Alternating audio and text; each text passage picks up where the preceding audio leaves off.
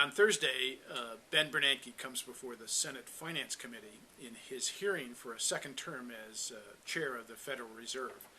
And this is a moment of truth for the Senate in two ways. One is, will Bernanke admit to what he got wrong? The Federal Reserve played a major role in allowing the bubble to build around housing and allowing the financial speculation to reach excessive levels, and in the financial collapse that followed. Bernanke was at Greenspan's side during those years and then was head of the Fed when the collapse started to unravel without recognizing it. So, as with Alan Greenspan before the committee, what did he learn? How did his ideology get him to get this so wrong? And what is it that he would now, that he's changed in that ideology going forward?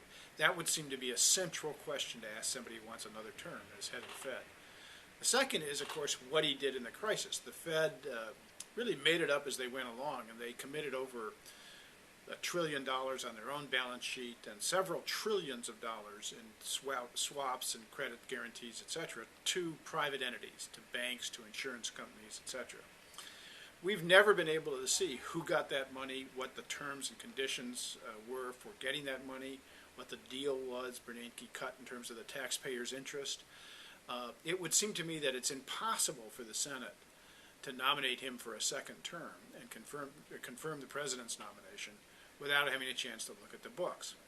Bernanke, of course, opposes any audit of the Fed's books or any investigation of them, arguing that it would impinge on monetary policy, on the Fed's independence in raising interest rates or lowering interest rates. But we've just gone through an extraordinary time. Literally trillions of dollars have been committed by the Federal Reserve without a vote of Congress to private entities, to Citibank and AIG and Goldman Sachs and other major banks. You can't go through that process and have it be secret. It has to be out on the public record. Otherwise, we've moved from a democracy to something very different, where the banks call their own shots and have their own take on the currency and on the resources of the United States government and its taxpayers. The Senate can't allow that. So these hearings on Thursday should be not perfunctory. They should be very dramatic and the beginnings of an investigation of the Fed that must take place before the Senate even considers whether to renominate Ben Bernanke as chair of the Fed.